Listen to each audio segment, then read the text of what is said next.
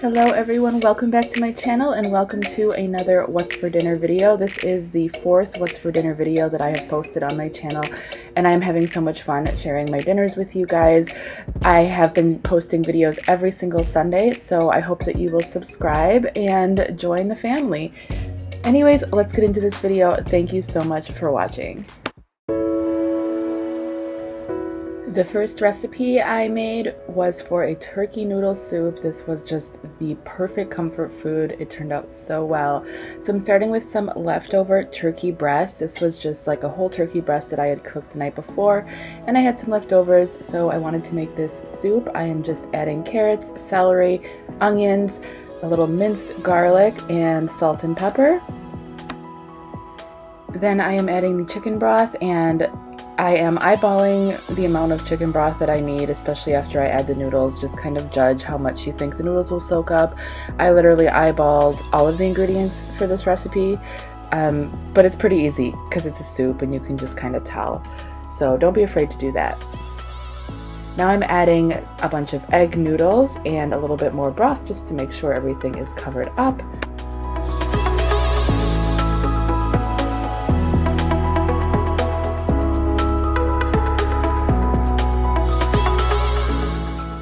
And for my seasonings, I decided to just go with some tarragon and a couple bay leaves. Kept it very simple.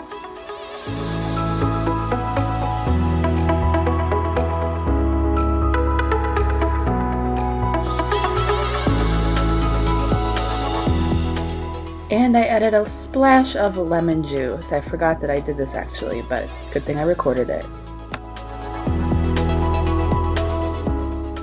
And there it is after it has cooked most of the day. It is all done and looking so good. Then you just remove the bay leaves before you serve it.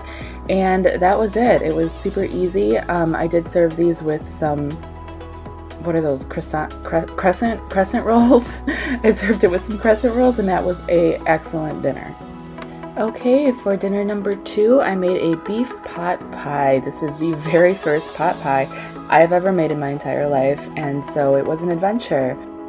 I'm starting with a couple russet potatoes, peeling and chopping those, and then I am cheating a little bit. Actually, 2 of these meals this week, I did a little bit of freezer clean out. So for this recipe, I had this filling already made and in my freezer. It was made to be a shepherd's pie filling, but I didn't feel like making a shepherd's pie. I had just made a bunch of those freezer meals, so I wanted to try something different. So I used this filling to make a beef pot pie. It is just ground beef, some tomato paste, Worcestershire sauce, corn, peas, and carrots. I always list all of the ingredients that I used in all of my recipes in the description box, so make sure you check down there. So as I was thawing this in the pan, I did add quite a bit of beef broth to help it thaw and to help kind of add some moisture, soak it up a little bit. And then I'm adding potatoes. So that was kind of my big improvement on the filling, was to add the potatoes. Since it's a shepherd's pie filling, it would have had mashed potatoes on top of it. I decided to add the potatoes in here because I feel like potatoes in a pot pie is always a good idea. Then you saw me add some more beef broth as well as some more tomato paste, and now I'm moving on to the pie crust. This was quite the adventure, like I said, but you know, I am getting more and more familiar with it, and that's really something that I'm learning from even doing these What's for Dinner videos, is just every time you do something, even if it doesn't come out perfect, you learn from it and you gain experience, and that's really the fun part for me about cooking. I mean, eating is fun too, don't get me wrong, but I love the creative side of it. I love the constantly learning and just trying new things and getting to exercise that creativity, and also getting to eat really yummy food and feed really yummy food to your family. And as you can see, I am struggling a little bit with this pie crust. It kind of came apart on me. Pretty much happens every time I try to work with any pie crust, but like I said, I'm learning. So and once it bakes and stuff, it turns out just fine. So I just let the potatoes sit in there long enough for them to be cooked, and then I am pouring the filling into the pie crust.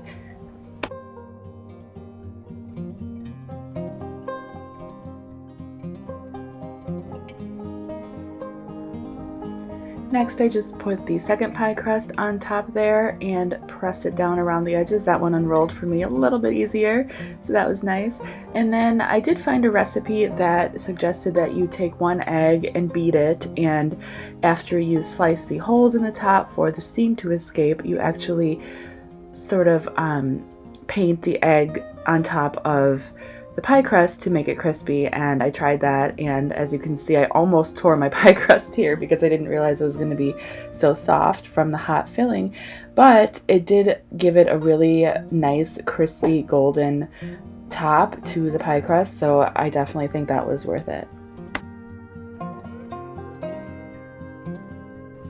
And there is a beautiful shot of it all golden brown and done. This was very, very delicious.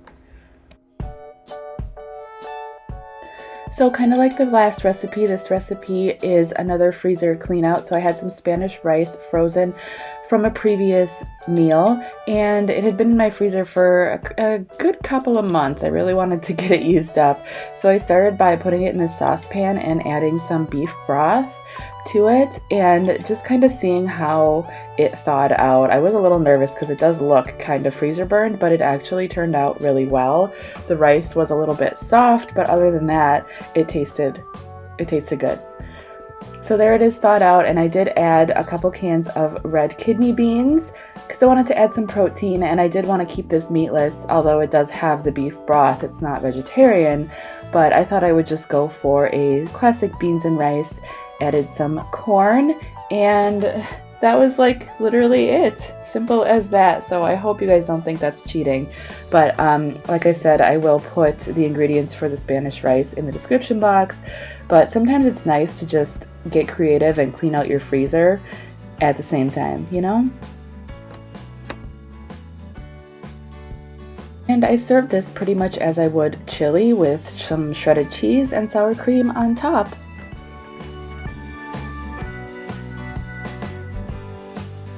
Alright, next I finally tried the Marry Me chicken recipe. I have heard and seen so many people making this and raving about it. Tiffany Beeston is one of the ones that comes to mind as someone who always makes her Marry Me chicken, and it just always looks so good, and I wanted to try it. So I did end up combining a couple different recipes. That's what I pretty much always do, is just kind of look at them and see how I want to do things.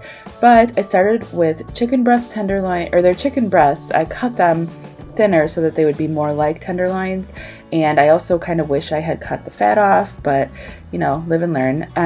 So I'm just adding salt and a little bit of pepper, and then I took about, I think it was like 4 to 6 tablespoons of flour in a bowl and drenched the chicken in the flour, coated the chicken in the flour, and then I melted some butter and olive oil together in a pan. After that chicken is coated, you just put the chicken in the pan and you cook it on both sides about 4 minutes each side. You don't need to cook the chicken all the way through. You just want it to get that golden, delicious coating on the outside, and then you put it on a plate and let it sit for a few minutes, and it kind of finishes cooking, and then you will put it back in the pan at the end to finish cooking even more.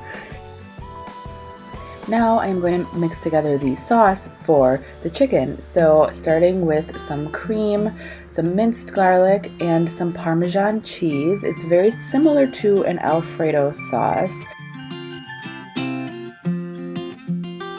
So I started by sauteing the garlic in there, and I did add a little bit of chicken broth, and what you want to do is deglaze the pan so you can make use of all of that delicious little chicken bits and flavors from where you cooked the chicken.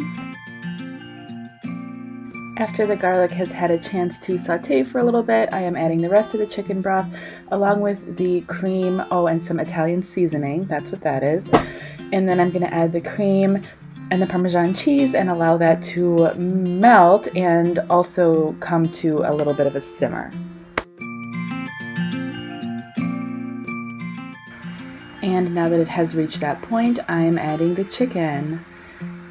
And the first time I cooked the chicken, I did it in batches because I wanted to make sure that it wasn't overcrowded, but they shrunk a little bit and I just kind of shoved them all in that time. So There we go, and there is the completed dinner. It was, like I said, so delicious.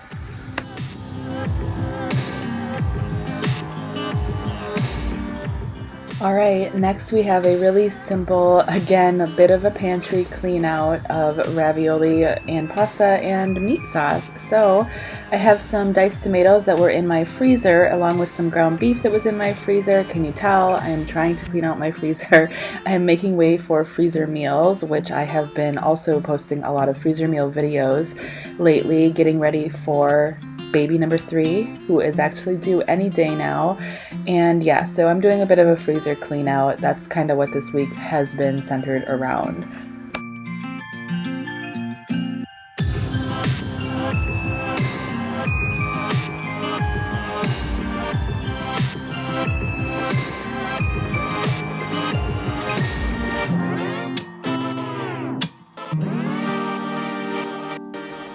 Alright, so while that sauce is simmering with the ravioli in there, I am going to prep some garlic bread. This is just a loaf from a $1 Walmart loaf of bread. It's usually what I use. And I'm just going to chop it up, and then I just added some melted butter on top of the bread along with some garlic salt and baked it for like 5 or 10 minutes on 350 and just until it was toasty. And that's how I make our garlic toast, and oh my gosh, it's so good. And I decided it didn't look like enough pasta in there, so I did add a jar that I just had laying around of this pasta just to kind of bulk it up. I probably didn't need to do that, but I don't know. I guess sometimes I freak out and worry that there's not going to be enough food and I make more and then we have way too many leftovers, but what can you do? So there's the completed dinner. And that is it for this video, guys. Thank you so much for watching. I hope you will subscribe if you haven't already, and I'll talk to you again very soon. Bye!